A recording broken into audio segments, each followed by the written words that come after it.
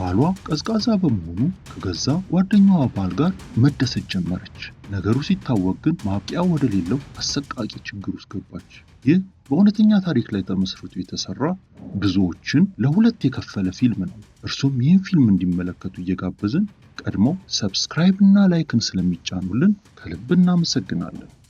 ታሪኩ የሚጀምረው እንደ አውሮፓውያን አቆጣጠር በ1977 በቴክሳስ በምትገኝ አንዲት ትንሽ ከተማ ውስጥ በተከሰተ እውነተኛ ታሪክ ነው። ከሁለት ልጆቿ ጋር በከተማዋ ዳርቻ የምትኖረውን ካንዲን ሕይወት በመቃኘት እንጀምራለን። ማህበረሰቡ በጣም የተቀራረበ በመሆኑ ሁሉም ሰው እርስ በርስ ይተዋወቃል። ሁሉም ሰው የሚሄደው ወደ አንድ ቤተ ክርስቲያን ነው። በዓላትን የሚያከብሩትና ቅዳሜና እሁድን አብረው የሚያሳልፉት እዚያው ነው። በአንድ ወቅት ካንዲ በልጇ የፒያኖ ልምምድ እያገዘቻት ሳለ ድንገት የበር ደውል ይጮኻል። የመጣችው የካንዲ ቡድን ኃላፊና ፓስተር የሆነችው ጃኪ ነበረች። እነሱ በጣም የቅርብ ጓደኛሞች በመሆናቸው ጃኪ አንድ ትልቅ አስደንጋጭ ዜና ነገረቻት። እሷና ባለቤቷ ሊፋቱ መሆኑን ስትናገር ልቧ ሙሉ በሙሉ ተሰብሮ ነበር። ካንዲ ነገሩን በበጎ ጎኑ እንድታየው በመንገር ልታጽናናት ትሞክራለች። ምናልባት ይሄ አዲስ ጅምርና አዲስ እድል ሊሆን እንደሚችል ትነግራታለች። በማግስቱ መላው ቡድን ቮሊቦል ጨዋታ ለማድረግ ቤተ ክርስቲያን ይሰበሰባል። እዚያ ጋር አለን እና ቤቲ የተባሉ ሌላ ባለትዳሮች እናገኛለን። ቤቲ በአንድ ነገር ላይ ብቻ ያተኮረች ናት። እሷ የምትፈልገው ሌላ ልጅ መውለድ ብቻ ነው። ይህ ፍላጎቷ በጣም ከባድ ከመሆኑ የተነሳ ምናልባት ነፍሰ ጡር ሆናለሁ በሚል ስጋት ቮሊቦል ለመጫወት ፈቃደኛ ሳትሆን ትቀራለች። ይህ ሁኔታዋ በደስታ ከሚጫወቱት ሌሎች ቤተሰቦች በተለየ መልኩ ከባድ ጭንቀትና ስጋት ውስጥ እንዳለች ያሳያል። በጨዋታ ወቅት ካንዲ ትወድቃለች። አላን ሊያነሳት ሲፈጥን ካንዲ ድንገት በፍቅር እንደወደቀችበት የሚያሳይ በጣም ጥልቅ እይታ ታየዋለች። ከጨዋታው በኋላ ካንዲ ለአለን ያላትን ስሜት ለቅርብ ጓደኛዋ ሼሪ ትነግራታለች። ከሱ ጋር ድብቅ የፍቅር ግንኙነት መጀመር እንደምትፈልግ ትናገራለች። ምክንያቱም ደግሞ የእሱ ጠረን ስለማረካትና እሱ የእሷን ጠረን እንደወደደው እርግጠኛ ስለሆነች ነው። ሼሪ በዚህ ነገር በጣም ትገረማለች። ምክንያቱም አለን ሴቶች የሚወድቁለት አይነት ቆንጆ ወንድ አይደለም። ቀናት ያልፋሉ። ነገር ግን ካንዲ አለንን ከአእምሯ ማውጣት አልቻለች። የባሏ አያያዝ ምን ያህል ደረቅ፣ ቀዝቃዛ፣ ምንም አይነት የፍቅር ስሜት የሌለው መሆኑን ማስተዋል ትጀምራለች። ሁሉንም ነገር እያሟላች ፍጹም የቤት እመቤት በመሆን እየኖረች ቢሆንም ምንም አይነት ምላሽ እንደማታገኝ ይሰማታል። ከጥቂት ጊዜ በኋላ የቤተ ክርስቲያን ስብሰባ ይደረጋል። በዚህ ጊዜ ካንዲ ደፋር እርምጃ ትወስዳለች። አላን እስኪመጣ ድረስ መኪናዋ ውስጥ ለመጠበቅ ትወስናለች። ከዚያም ወደ እሱ መኪና በመግባት ለእሱ ስሜት እንዳላትና ድብቅ ግንኙነት መጀመር እንደምትፈልግ በግልጽ ትነግረዋለች። አላን ደንግጦ ዝም ይላል። በሚቀጥሉት ጥቂት ቀናት ግን ከአእምሮ ሊጠፋ አልቻለም። በመጨረሻም ለብቻዋ አግኝቶ መነጋገር እንዳለባቸው ይነግራታል። ወደ መኪና ከገቡ በኋላ አለን እውነቱን ይነግራታል።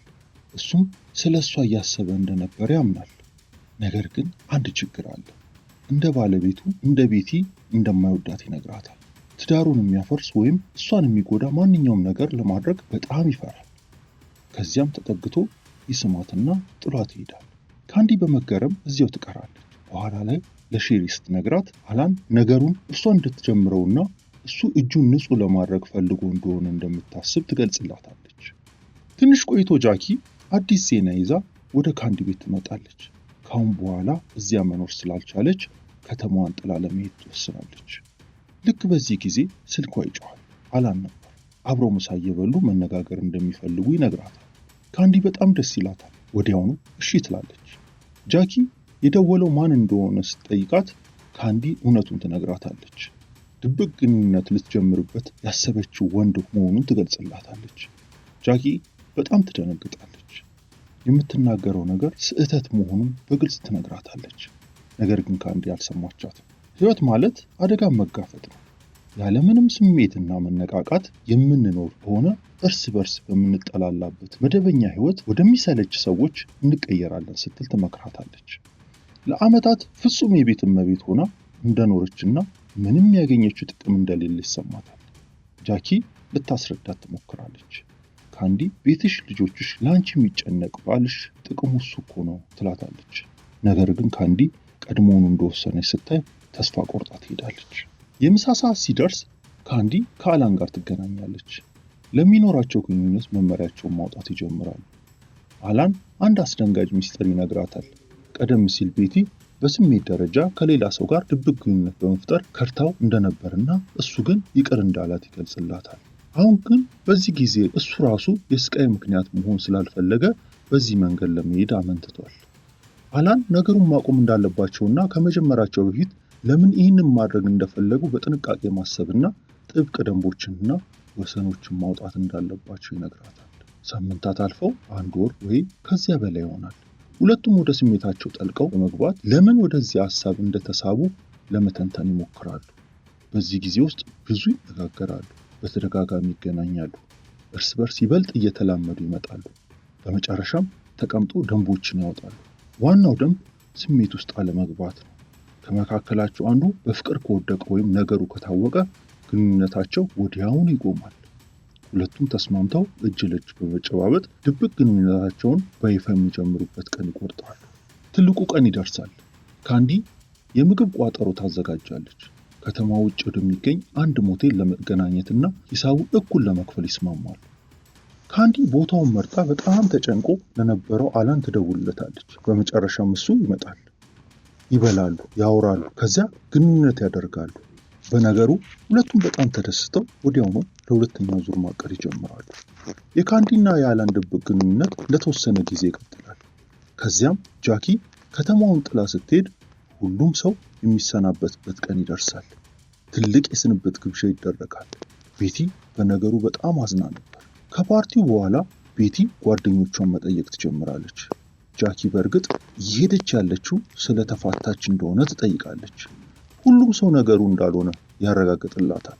ነገር ግን በዚህ መሃል ቤቲ በአለንና በካንዲ መካከል ያለውን አንድ አይነት እይታ ትመለከታለች። ተጠራጥራ ምን አይነት ሚስጥር እየደበቁ እንደሆነ በግልጽ ትጠይቃለች። ካንዲ ትደነግጣለች። የምትናገረው ጠፍቷ ዝም ትላለች። ካንዲና አለን ትልቅ እፎይታ ይሰማቸዋል። አደጋው አለፈ። ቤቲ ስለነሱ ምንም የምታውቀው ነገር የለም። በማግስቱ በሌላ ሞቴል ይገናኛሉ። ካንዲ አለንን የቤቲ የትናንቱ እንግዳ ጠባይ ምን ነበር ስትል ትጠይቀዋለች።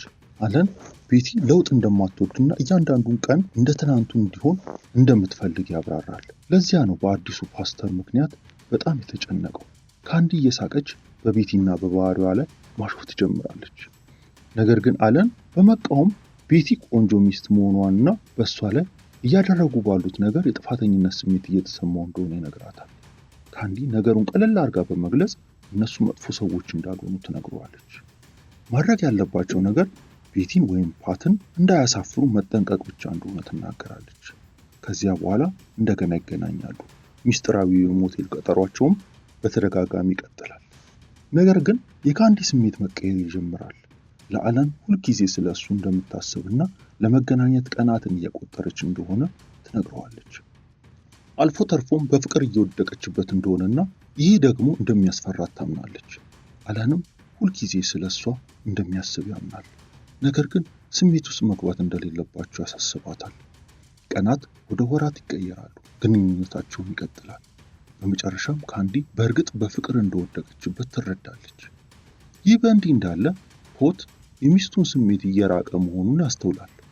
የፍቅር ስሜት ለማሳየትና ለመቅረብ ቢሞክርም ካንዲ ለእሱ ምንም አይነት ስሜት አይሰማትም። በዚህ ጊዜ የጥፋተኝነት ስሜት ይሰማዋል። ከጥቂት ጊዜ በኋላ የቤቲ መውለጃ ቀን ይቃረባል። አለን ለሚቀጥለው 1 ወር ቀጠሯቸውን እንዲያቆሙ ካንዲን ይጠይቃታል። ለወሊድ ጊዜ ከቤቲ ጎን መሆን እንዳለበት ያብራራል። ትልቁ ቀን ደርሶ ቤቲ ሌላ ሴት ልጅ ትወልዳለች። ሁሉም ሰው በነገሩ ደስ ይለዋል።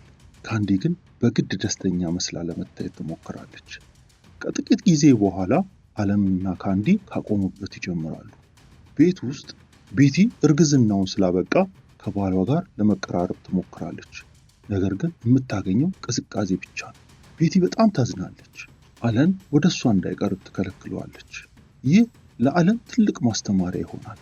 ድብቅ ግንኙነቱ ትዳሩን በእጅጉ እየጎዳውና ቤቲን እያጠፋት መሆኑን በመረዳት ከካንዲ ጋር ያለውን ነገር ለማቆም ይወስናል። ካንዲ በጣም ትናደዳለች። በቤቲ ምክንያት ብቻ ግንኙነታቸው ማቆሙን አትቀበሉም። አላንም ይህንን ድብቅ ግንኙነት የጀመሩት በትዳራቸው ውስጥ ያለውን ክፍተት ለመሙላት እንደነበረ፣ አሁን ግን ክፍተቱ ከመጥበቡ ይልቅ እየሰፋ መሄዱን ያስታውሳታል። ይህ በእንዲህ እንዳለ አለንና ቤቲ በትዳር ማደሻ ሴሚናር ላይ ተገናኝተው ግንኙነታቸውን ለማደስ ይሞክራሉ። ይገርማል፣ ነገሩ በእርግጥ ይሳካል። እንደገና እርስ በርስ በጥልቀት ይዋደዳሉ። ከጥቂት ቀናት በኋላ ወደ ከተማ ይመለሳሉ። ካንዲ ነገሩ እንዴት እንደነበረ ስትጠይቅ በጣም ጥሩ ሁኔታ ላይ እንዳሉ ትረዳለች። በአይኖቻቸው ውስጥ ያለው ንጹህ ደስታና ምን ያህል እንደተቀራረቡ ስታይ በቅናት ታብዳለች። ብዙም ሳይቆይ አለን ከካንዲ ጋር በመገናኘት ግንኙነታቸውን በይፋ ያቁማሉ። ቤቲ ሙሉ በሙሉ እየተቀየረችና አሁን የምትኖረው ከሌላ አዲስ ሰው ጋር ይመስል እንደሆነ ይነግራታል። በዚህ ምክንያት ስሜቱንና ኃይሉን በሙሉ ለሚስቱና ለልጆቹ ለመስጠት መወሰኑ ቤቲም ዳግመኛ ከእሱ እንደራቀች እንዳይሰማው ለማድረግ እንደሚጥር ይናገራል። ካንዲ በጣም ታዝናለች። ከእርሱ ጋር ማንኛውም ግንኙነት ለማቋረጥ ትምላለች። በቀጥታ ወደ ጓደኛዋ ሼር በመሄድ በደረሰባት ውድቅ መሆን ምን ያህል እንደተጎዳች ትነግራታለች። ሼሪ ሐሳቧን ለማስቀየር አብረን የቤት ውስጥ ማስጌጥና ቀለም የመቀባት ንግድ ሥራ እንደሚጀምሩ ሐሳብ ታቀርባለች። ነገር ግን ካንዲ አልተቀበለቻትም። ይልቁንም ምንም ዋጋ እንዳልነበራት ስሜት እንደሚሰማት ባደረጋት በአለን ላይ ማተኮር ትመርጣለች። ጊዜ ያልፋል። ካንዲ ለአለን የመደወል ፍላጎቷን ለመግታት ትሞክራለች። በመጨረሻ ግን አልቻለችም። ስልኩን አንስታ ትደውልለታለች። አለን አንድ ከባድ ዜና ይነግራታል። ቤቲ በጡቷ ላይ እብጠት አግኝታለች። እንደ ዕድል ሆኖ ካንሰር አይደለም። ነገር ግን ካንዲ ሄዳ እንድትጠይቃት ይጠይቃታል። ካንዲ ቤቲን ለመጠየቅ ትወስናለች። ቤቲ ተገርማ ስለ ጉዳዩ እንዴት እንዳወቀች ስትጠይቃት ከአለን እንደሰማች ወዲያውኑ ትነግራታለች። ከጥቂት ጊዜ በኋላ አለን ይመጣል። ካንዲ ልትሄድ ስትል አለን እስከ መኪናዋ ድረስ ይሸኛታል። እዚያ ቆመው አለንና ቤቲ ስላደረጉት የትዳር ምክር ያወራሉ። ካንዲም ከፖት ጋር ለመምከር እያሰበች እንደሆነ ትናገራለች። አለን ወዲያውኑ ነገሩን በመቃወም ፖትን እንደማትወድ በግልጽ ይነግራታል። ካንዲ እንደምትወደው በመግለጽ ራሷን ለመከላከል ትሞክራለች። ቤቲ ከሩቅ ሆና እየተመለከተቻቸው መሆኑን ሳያውቁ ማውራታቸውን ይቀጥላሉ። ከፊቷ ገጽታ ላይም በመካከላቸው ስላለው ስሜት በእርግጥ መጠራጠር እንደጀመረች ያስታውቃል። በዚያው ምሽት ካንዲ የትዳር ምክር ሐሳቡን ለፖት ታቀርባለች። የእሱ ምላሽ ምን ነበር? ሙሉ ሕይወቷን ሁልጊዜ ተጨማሪ ነገር እንደምትፈልግ፣ ባላት ነገር ፈጽሞ ረክታ እንደማታውቅ ይነግራታል። ካንዲም አዎ ተጨማሪ ነገር እፈልጋለሁ፣ ምክንያቱም በሕይወት የመኖር ትርጉሙ እሱ ነው ስትል ትመልስለታለች። በመጨረሻም ፖት እሺ ይልና ወደ ምክር አገልግሎቱ ይሄዳሉ። በቆይታቸው ወቅት አማካሪ ፖት ስለ ካንዲ ያለውን ስሜት በጽሑፍ እንዲያሰፍር ያደርገዋል። ቃላቱንም ስታነብ ካንዲ በእርግጥ ትነካለች። የእውነተኛ ደስታ ስሜት ይሰማታል። ቀስ በቀስ በመካከላቸው ያለውን ነገር መሻሻል ያሳያል። ከሴሚናሩ ስትመለስ ካንዲ ሙሉ በሙሉ ሐሳቧን ትቀይራለች። ከሼሪ ጋር በዚያ የማስጌጥ ንግድ ሥራ ላይ ለመስራትና ጉልበቷን በሙሉ ለባሏና ለልጆቿ ለመስጠት ትወስናለች። ነገር ግን አደጋ ይከሰታል። በአንድ ወቅት ፖት የሆነ ነገር ለመፈለግ በካንዲ መሳቢያ ውስጥ ሲበረብር ከአለን የተላቀ የፍቅር ደብዳቤ ያገኛል። ፖት ሙሉ በሙሉ ይደነግጣል። ሚስቱ እንደካደችው ማመን ይከብደዋል። በማግስቱ በቀጥታ ወደ ሼር ቤት በመሄድ አንድ ጥያቄ ብቻ ይጠይቃታል። በካንዲና በአለን መካከል ያለው ግንኙነት አብቅቷል? አዎ ወይስ አይደለም? ሼር ነገሩን ማብቃቱን ታረጋግጣለች። ፓት ይህንን ነገር ለካንዲ እንድትነግራት በማስማል ጥሏት ይሄዳል። ወዲያውኑ ለካንዲ በመደወል ባሏ ሁሉንም ነገር ማወቁን ታስጠነቅቃታለች።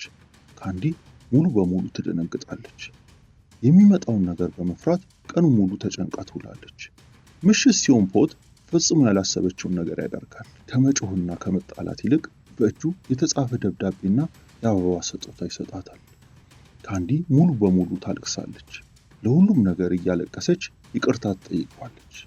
ድጋሚ እንደማይከሰትም ትመልለታለች።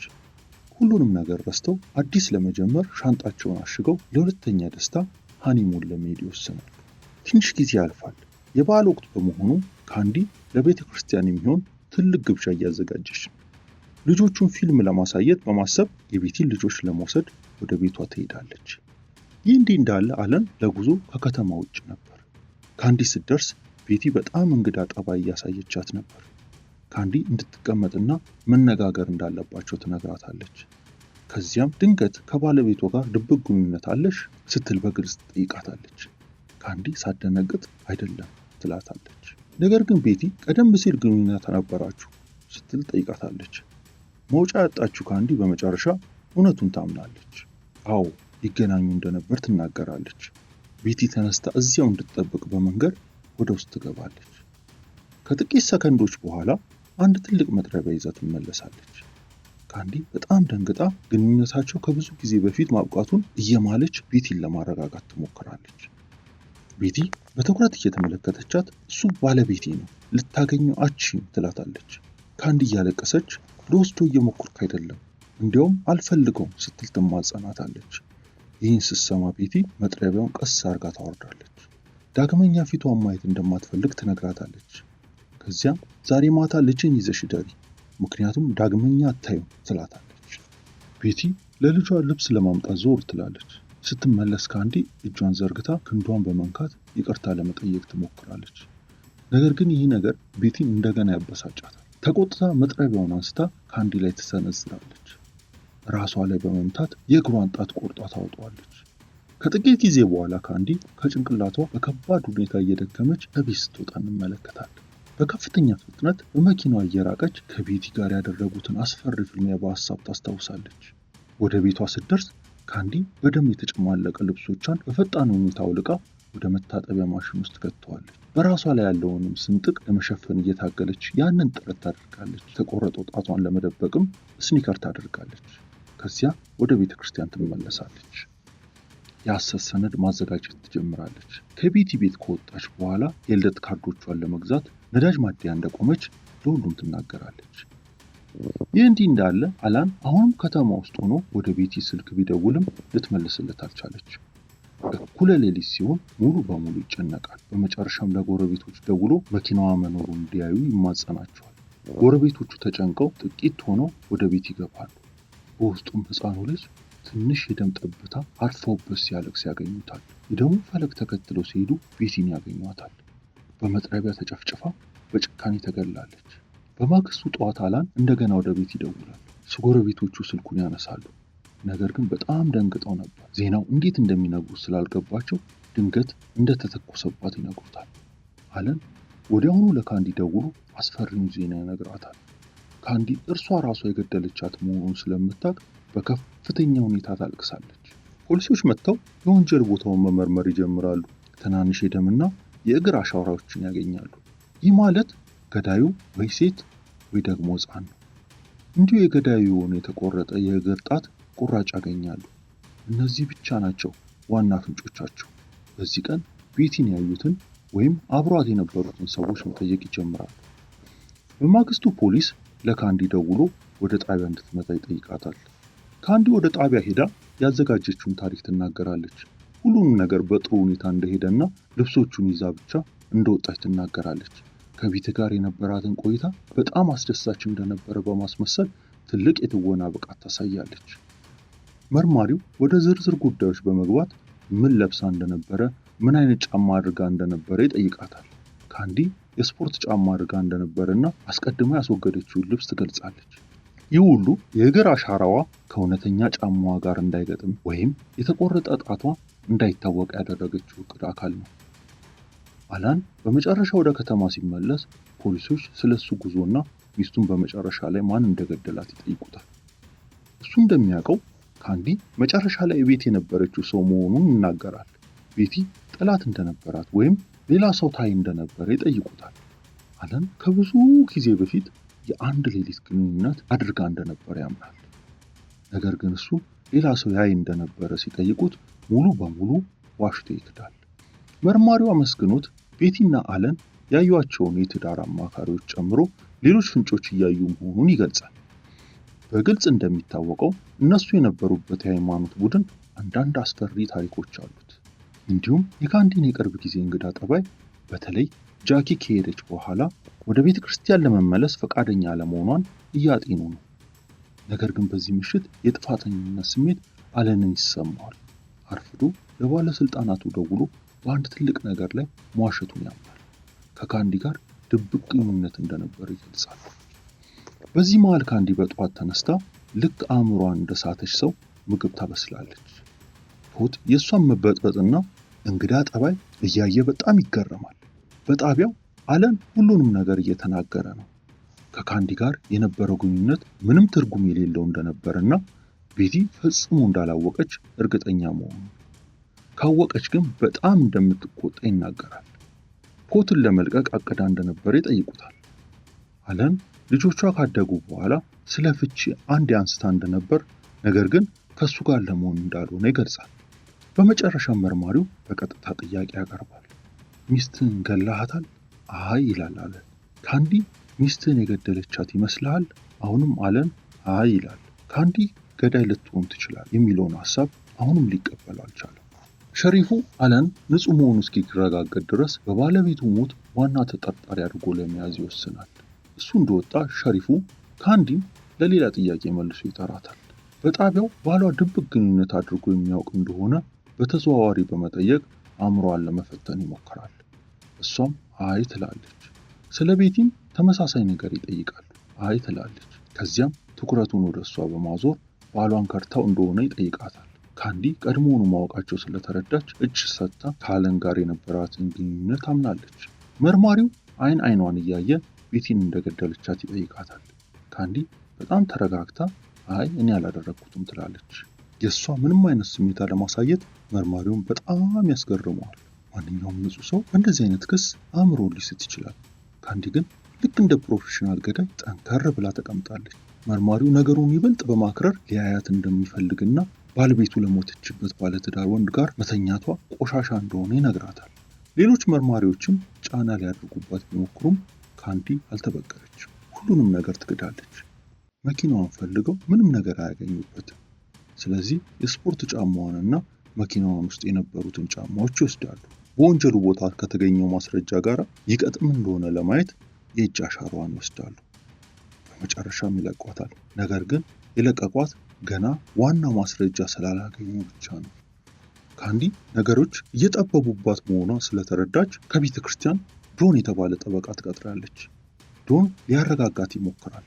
እሷ ንጹህ መሆኗን እርግጠኛ ስለሆነ ይህ ቀላል ጉዳይ እንደሆነ ይነግራታል። ይህ በእንዲህ እንዳለ ሸሪፍ ለአለን ደውሎ ካንዲን እንደ ገዳይ በይፋ እያዩት መሆኑን ይነግረዋል። አለን ለካንዲ ቤተሰቦች እውነቱን ለመናገር ይወስናል። ግንኙነቱንም አምነው ፖሊሶች እርሷ የገደለቻት መስሏቸው እንደሆነ ይነግራቸዋል። እነሱ በጣም ይደነግጣሉ። ባለቤቱ ለሞተችበት ምክንያት እሱ ነው ብሎ ማመን ይከብዳቸዋል። ወሬው እንደ ሰደድ እሳት ይሰራጫል። ሁሉም ሰው ካንዲ የቅርብ ጓደኛዋን እንደገደለች ማውራት ይጀምራል። ወሬው ከተማው ውስጥ ሲሰራጭ ካንዲ ሙሉ በሙሉ ትደነግጣለች። የነገሩ እውነታ ሲገባት ልጆቿን እንኳን ማራቅ ትጀምራለች። ካንዲ ወደ ጠበቃዋ ዶን ደውላ በአስቸኳይ መነጋገር እንዳለባቸው ትነግረዋለች። ወደ ቢሮ ስትደርስ ዶን ንጹህ መሆኗን እንደሚያምን፣ ነገር ግን የሆነ ነገር እየደበቀች እንደሆነ እንደሚሰማው ይነግራታል። ከአንቺ ጋር ለመሆኑ ሲል አለን የገደላት ሲል ቀጥታ ይጠይቃታል። ድንገት ካንዲ ትቆጣለች። እውነቱን ትናገራለች። አላን አላደረገውም፣ እኔ ነኝ ያደረግኩት። ዶን ሙሉ በሙሉ ይደነግጣል። የቢሮውን በር በፍጥነት ቆልፎ ሁሉንም ነገር እንድትነግረው ይጠይቃታል። ካንዲ ራሷን ለመከላከል ያደረገችው እንደሆነ ቤቲ መጀመሪያ እንዳጠቃቻትና እሷን ከመከላከል ውጪ ሌላ አማራጭ እንዳልነበራት ትናገራለች። ዶን የነገሩን ከባድነት ተረድቶ አሁን የነገረችው ለማንኛውም በሕይወት ላለ ሰው መናገር እንደሌለባት ይነግራታል። ከፍተኛ የወንጀል መከላከያ ጠበቃ እንድትቀጥር ቢጠቁማትም ካንዲ ግን አልፈለገችም። እንግዳ ሰው እንደማትፈልግና የምታምነው ሰው እንደምትፈልግ ትነግረዋለች። ዶን ሊረዳት ይስማማል። የውሸት መመሪያ ፈተናውን እንዴት መልስ መስጠት እንዳለባት ያሰለጥናት ይጀምራል። በነጋታው ሁለቱም የውጭ መርማሪያን ፈተናውን ይወስዳሉ። የካንዲ መልሶች የተረጋጉ ነበሩ። ነገር ግን ትልቁን ጥያቄ ሲጠይቋት ቤቲ የሞተችበት ክፍል ውስጥ ምን ተከሰተ? ካንዲ ዝም በማለት መብቷን ትጠቀማለች። ፖሊሶች መጥተው የወንጀሉን ቦታ መመርመር ይጀምራሉ። ትንሽ ደምና አሻራዎችን ያገኛሉ። እንዲሁም በአንድ ምሽት ክፍል ውስጥ እንዳታሳልፍ ፖት $10,000 ዋስትና ገንዘብ እንዲያዘጋጅ ይነግራታል። ካንዲ ከጓደኛዋ ሼር ጋር ወደ ጣቢያ ትሄዳለች። ፖት ገንዘቡን ይዞ እስኪመጣ ትጠብቃለች። ነገር ግን የካውንቲው ዳኛ ነገሩን ለማከር ይወስናል። በዚህ ቀን እንድትለቀቅ ፈቃደኛ ሳይሆን ቀርቶ ዋስትናው በማግስቱ ጠዋት እንዲሰራ ያዛል። ዶን ነገሩን ይረዳል። ዳኛው ለሚዲያ ሲል ኃይሉን እያሳየ እንደሆነ፣ ይህን ጉዳይም ወደ ትልቅ የዝና ማግኛ መድረክ ለመቀየር እየሞከረ እንደሆነ ያውቃል። ዶን በነገሩ ለመጋፈጥ ይወስናል። ልክ እንደ ዳኛውም እሱ በሚዲያ ጨዋታውን ለመጫወት ዝግጁ ነው። ረዳቱ ካንዲን ወደ ካውንቲ እስር ቤት እንድትወስዳት ያደርጋል። እዚያ አንዲት ምሽት ታሳልፋለች። እዚያ ያለች ሙሉ አካሏ በፎቶ እንዲነሳ ይደረጋል። ጉዳቶቿን፣ በራሷ ላይ ያለውን ስንጥቅና የተቆረጠውን ጣቷን በፎቶ ያስቀምጣል። በማግስቱ ካንዲ ትለቀቃለች። ዶንም ከተከታታይ ጥብቅ መመሪያዎች ጋር ይጠብቃት ነበር። ክብደት መቀነስ እንዳለባት ይነግራታል። ፍጹም ደካማና ረቂቅ ሆና እንድትታይ ይፈልጋል። ይህ ደግሞ ከባድ መጥረቢያ ሰንዝራ ሰውን ልትገል የምትችል እንዳትመስል፣ እንዲሁም ጸጉሯን ንጹህ የቤት እመቤት ዘይቤ እንድትቀይር ያዛታል። ልከኛና ወግ አጥባቂ የሆኑ ልብሶችንም ይመርጥላታል። የህዝብን አስተያየት ለማሸነፍ ምስል እየገነባ ነው። ነገር ግን በዚህ ምሽት አላበቃም። ካንዲ በዚህ ቀን ያዩዋትን የቤተ ክርስቲያን ሴቶችን በሙሉ እንድትደውል ይነግራታል። የተሰጣት ተልእኮ ምን ለብሳ እንደነበር መናገር ነው። ነገር ግን አዲሱን ገጽታ እንጂ አሮጌውን አይደለም። ያዩትን ነገር እንዲረሱና በፍርድ ቤት ሲመሰክሩ እሷ የነገረቻቸውን ነገር ብቻ እንዲያስታውሱ ለማድረግ ይፈልጋል። ከዚያም ዶን ወደ ቤተ ክርስቲያኑ ፓስተር ይደርሳል። ስለ ካንዲ ንጽህና ስብከት እንዲያደርግ በተዘዋዋሪ ይገፋፈዋል። እርሷ በማህበረሰቡ ፍቅርን፣ ደግነትንና ጥልቅ አምልኮትን ያሳየች ምሰሶ አድርጎ እንዲስላት ያደርጋል። ከሁለት ቀናት በኋላ የመጀመሪያው ፍርድ ቤት ችሎት ይጀምራል። ዶን ይቀርባል። ነገር ግን ትንሽ ልምድ የሌለው ይመስላል። ወዲያውኑ ለካሜራዎች ዝግጅት እያደረገ ከነበረው ዳኛ ጋር መጋጨት ይጀምራል። ዳኛው ምንም አይነት ውሳኔ ከመስጠቱ በፊት ካንዲ በስነ አእምሮ ሐኪም መገምገም እንዳለባት ይወስናል። ከችሎቱ በኋላ ጃኪ ካንዲን ለመጠየቅ ትመጣለች። ወደ ክፍሏ እስክትመጣ ጠብቃ ፖትን ለብቻው ታገኘዋለች። ስለ ጉዳዩ የሚያውቀው ነገር እንዳለ ስትጠይቀው ፖት ካንዲ ምንም ነገር እንደማትነግሩ ያምናል። ጃኪ እሱ ራሱ ሚስቱ ንጹህ መሆኗን እንደማያምን ስሜት እንደሚሰማው ስትናገር ፖት በመጨረሻ እውነቱን ይናገራል። ብዙ ያልተመለሱ ጥያቄዎች እንዳሉት ያምናል። ለምሳሌ ያ ድንገተኛ ጉዳት ከየት መጣ? አንዱ ጫማዋ ለምን ሚስጥራዊ በሆነ መንገድ ጠፋ? እና ለምን ስለዚህ ነገር በጣም ሚስጥራዊ ሆነች? ጃኪ ትደነግጣለች። ለመጀመሪያ ጊዜ ካንዲ በእርግጥ ጥፋተኛ ልትሆን እንደምችል መረዳት ትጀምራለች። በማግስቱ ካንዲ የስነ አእምሮ ሐኪሙን ትጎበኛለች። እሱም የተደበቁ ስሜቶቿን ለመክፈት ሃይፖቴሲስ ውስጥ ያስገባታል። በዝምታ ውስጥ እያለች ካንዲ ሁሉንም ነገር ትናገራለች። ሕይወቷን ስላጠፋችባት ቤቲን ትጠላ እንደነበርና የፍልሚያቸውን ሙሉ ትርምስ ትገልጻለች። ቤቲ ግርፋቱንም እንድታቆም ስትማጸናት ታስታውሳለች። ሐኪሙ የልጅነት አሰቃቂ ትዝታዎችን ለማግኘት በጥልቅ ይፈልጋል። ካንዲ በልጅነቷ የደረሰባት ህመም ታስታውሳለች። እናቷ ደጋግማ ዝም እንድትልና እንድትቀመጥ ስትጮህባት ታስታውሳለች። ከቆይታው በኋላ ሐኪሙ አእምሮዋን ይተነትናል። የእሱ መደምደሚያ ምን ነበር?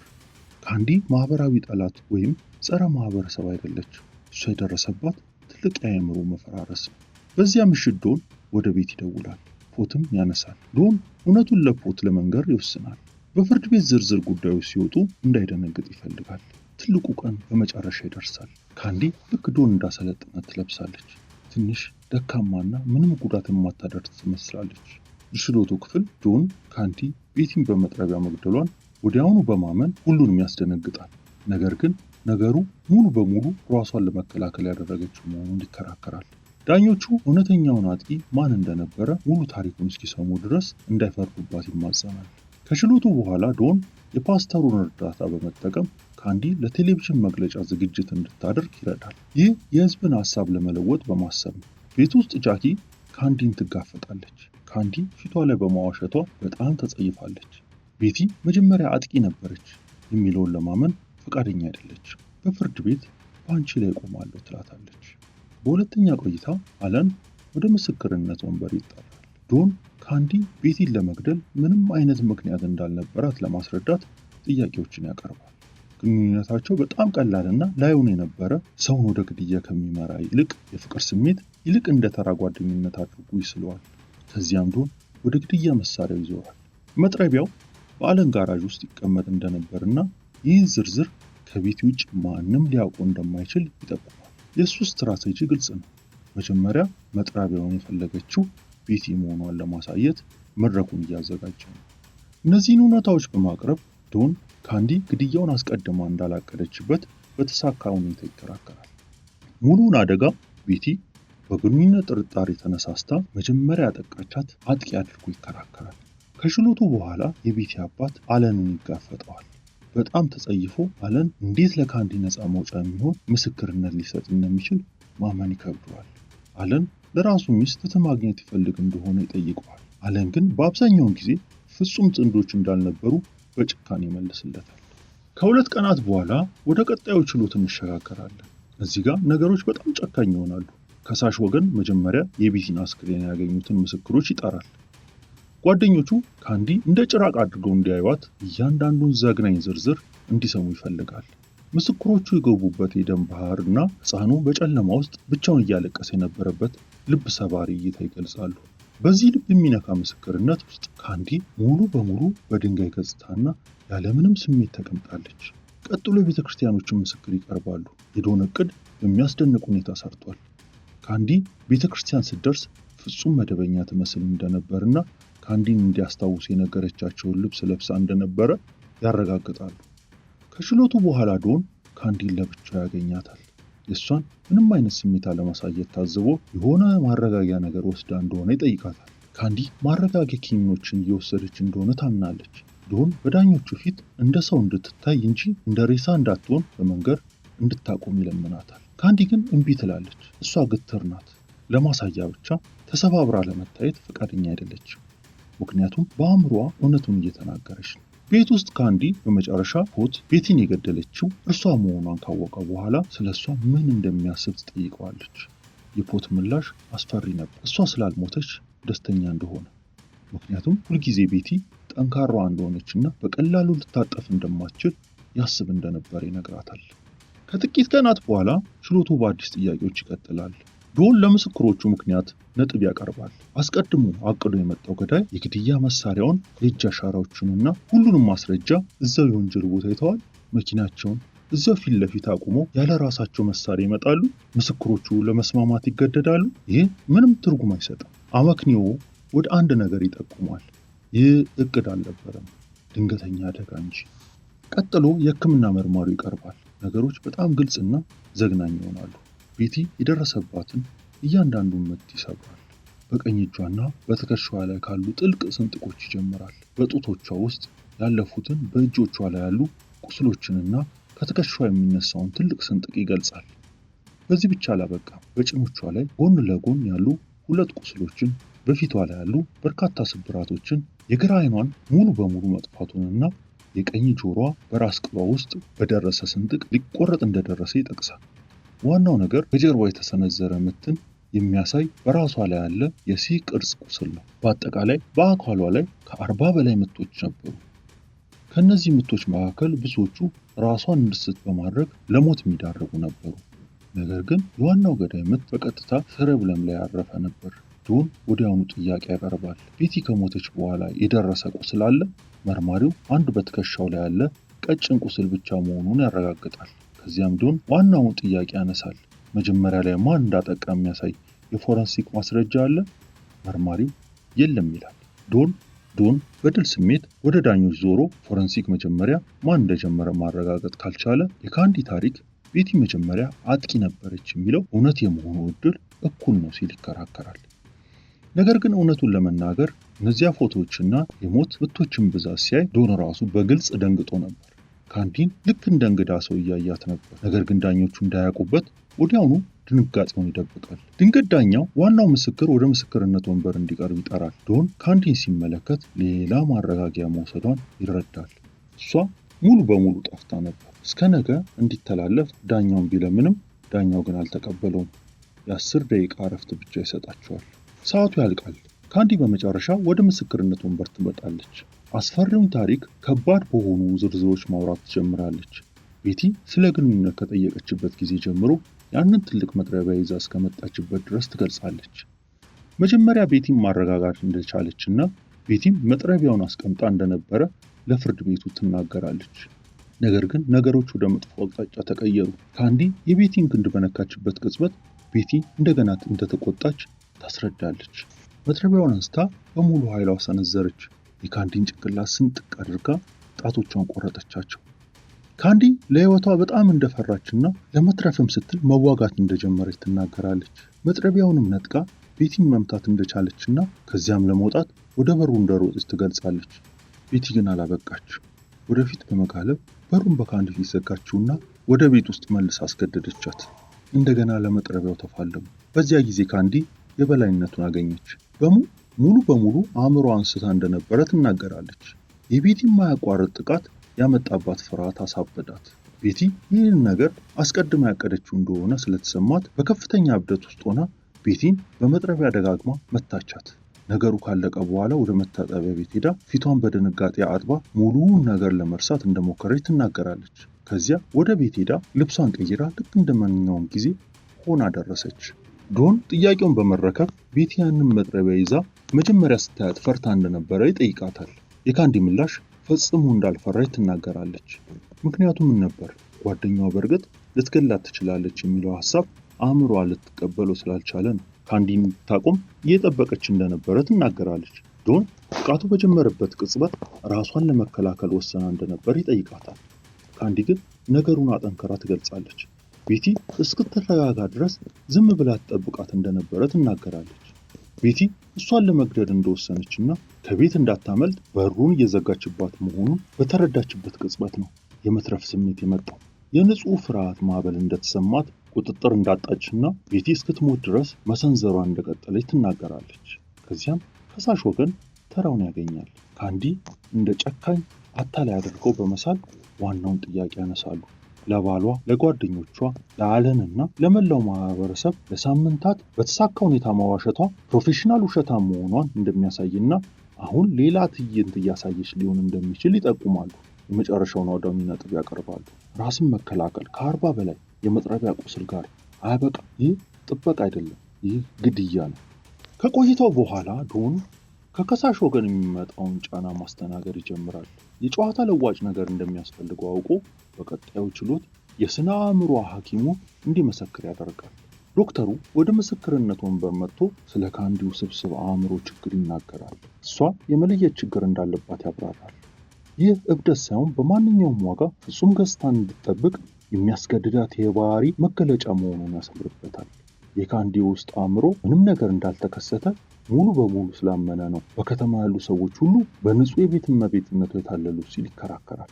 ከዚያም ስለ ሂፕኖሲስ ቆይታው አስደንጋጭ ምስጢር ይናገራል። እውነቱን በተሳካ ሁኔታ ማውጣት እንደቻለ ለፍርድ ቤቱ ይገልጻል። ካንዲ መጀመሪያ ያጠቃች አጥቂ አልነበረችም። የእሷ ፈጣንና ከፍተኛ አመፅ በራሱ አናት ላይ በነበረበት ጥልቅና ከተቀበረ ቁጣ የመነጨ የመለየት ምላሽ እንደነበረ ያብራራል። ነገሩን የ4 ዓመት ልጅ እያለች ወደ ነበረበት ጊዜ ይወስደዋል። ካንዲ ተጎድታ በህመም እየተሰቃየች ነበር። እናቷ ግን ከመደገፍ ይልቅ ዝም እንድትል ትጮህባታለች።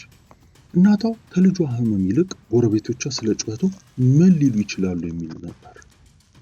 ዶክተሩ ያ ጩኸት ለብዙ 10 ዓመታት በውስጧ ታፍኖ እንደነበርና ቤቲ በትግላቸው ወቅት ዝም እንድትል በሞከረችበት ቅጽበት ፈንድቶ እንደወጣ ይከራከራል። በዚያች ሰከንድ ቤቲ ዝም ለማሰኘት የሞከረችው እናት ሆነችባት። ካንዲም አእምሮዋን ሳተች። ነገር ግን ከሳሽ ወገን ይህንን የስነ አእምሮ ወሬ ለአንድ ሰከንድ እንኳን ሊቀበል አልቻለም። የዶክተሩን ምስክርነት ውድቅ በማድረግ ከልጅነት የመጣ አንዲት ቃል እንዲህ አይነት ዘግናኝ ጭፍጨፋ ሊያጸድቅ ይችላል የሚለው የማይረባ ነገር ይሉታል። ወደ ዳኞቹ ዞሮ ሰበቦቹን ትተው ወደ ከባዱ እውነታ እንዲያተኩሩ ይማጸናል። የቤቲ አስክሬን በመቶዎች ለሚቆጠሩ ቁርጥራጮች መከፋፈሉን እንዲያስቡ ይነግራቸዋል። የእናቷን የመጨረሻ የስቃይ ጩኸት እየሰማች ስላደገች ሕፃን እንዲያስቡ ይነግራቸዋል እና ደሙን ከፊቷ ላይ ለማጠብ ያን ያህል በጣም ቀዝቃዛና ስልታዊ የነበረችን ካንዲን እንዲመለከቱ፣ ነገር ግን ለፖሊስ ለመደወል ወይንም ያንን የሚያለቅሰውን ሕፃን ለማየት ምንም ደንታ እንዳልነበራት እንዲገነዘቡ ይነግራቸዋል። ከዚያም ለዳኞቹ ንግግር የማድረግ ተራ የዶን ይሆናል። ይህ ራስን መከላከል እንዳልነበር የሚያሳይ ምንም አይነት የአካል ማስረጃ አለመኖሩን ያሰምርበታል። ካንዲ ሞቅ ያለ ተግባቢና ድምጿን ከፍ አድርጋ ማታውቅ ሰው እንደሆነችና የገለጹትን የእያንዳንዱን ምስክር ቃል ያስታውሳቸዋል። ይህ ደግሞ አመፀኛ ጠበኛ ናት ተብላ ስም ካላት ከቤቲ ጋር ፍጹም ተቃራኒ ነው። ቤቲ ሁልጊዜ ተሰድበውና ከከተማ እንዲወጣ ትነግረው እንደነበረ የፓስተሩን ምስክርነት እንኳን ያነሳል። ዶን ቤቲ በግልጽ የአመፅ ባህሪ እንደነበራትና እሷ አእምሯን የሳተች መሆኗን ፍጹም ምክንያታዊ እንደሆነ ይከራከራል። በተለይም ግንኙነት ለወራት የሞተና የተቀበረ ድጋሚ መጀመር ምንም አይነት ፍላጎት በሌለበት ሁኔታ ዳኞቹ ካንዲን በመትረፍ ስሜቷ ምክንያት እንዳይቀጧት ይማጸናል። እሷ በሕይወት ያለችው ማንኛውም የሰው ልጅ መውጫ ሲያጣ የሚያደርገውን ነገር ስላደረገች ብቻ እንደሆነ ይነግራቸዋል። ፍርድ መስጠት ያለባቸው እሷ ወደዚህ አውሬያዊ ገጽታ እንድትገባ ባደረጋት ሰው ላይ እንደሆነ ቤቲ እንደ ሰለጠነ አዋቂ ነገሩን ከመያዝ ይልቅ ወደ አዳኝ እንስሳነት የተቀየረችው እርሷ መሆኗን ይከራከራል። ለመኖር ጠንካራ በመሆኗ ብቻ የካንዲን ሕይወት እንዳያጠፉ ይማጸናል። ቆይቶ ያበቃል። ዳኛው የመጨረሻውን ውሳኔ አሁን በዳኞች እጅ መሆኑ ያውጃል። ዶን፣ ካንዲና ፖት ከፍርድ ቤቱ እየወጡ ሳለ የዶን ረዳት አንድ ትልቅ ዜና ይዛ ትመጣለች። ዳኞቹ ቀድሞውኑ ውሳኔ ደርሰዋል። ዶን ከተደናገጠችው ካንዲ ጋር በፍጥነት ወደ ችሎት ክፍል ይመለሳል። የሚቀጥሉት ጥቂት ደቂቃዎች ሕይወቷን ለዘላለም እንደሚቀይር ያውቃል። ዳኛው ውሳኔውን ሲያነብ የችሎቱ ክፍል ዝም ይላል። ጥፋተኛ አይደለችም።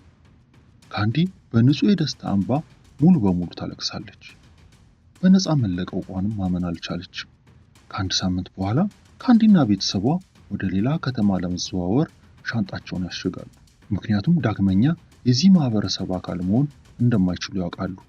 ከመነሳታቸው በፊት ካንዲ ይቅርታ ለመጠየቅ አለንን የመጨረሻ ጊዜ ትጎበኘዋለች። ከዚያም ትሄዳለች። ዓመታት ያልፋሉ። ፖትና ካንዲ በመጨረሻ ይፋታሉ። ካንዲ ስነ አእምሮ በማጥናት ከትልቅ ልጇ ጋር በታዳጊዎች ችግርና በአዋቂዎች ጭንቅላት ላይ ያተኮረ አዲስ የሕክምና ባለሙያ የሥራ መስክ ትጀምራለች። አለን በመጨረሻ ጎረቤቱን ያገባል። ነገር ግን ብዙም ሳይቆዩ ይፋታሉ። እንደገና ያገባል። ልጆቹ ግን በመጨረሻ በቤቲ ወላጆች እንዲያድጉ ይደረጋል። እነሱም ከአባታቸው በጣም አርቀው ያቆዩቸዋል። ዶን ደግሞ ለግዛት ገዥነት ይወዳደራል። በኋላ ግን ማንም በማያውቀው ምክንያት የራሱን ሕይወት ያጠፋል። የታሪኩ ማብቂያ ይህ ነው። እውነተኛና ዘግናኝ የሆነ አደጋ። ፊልሙም እዚህ ላይ አበቃ። ውድ የቻናሌ ተከታታዮች ፊልሙን እንዴት አያችሁ? ሀሳባችሁን ኮመንት ላይ ጠብቃለሁ።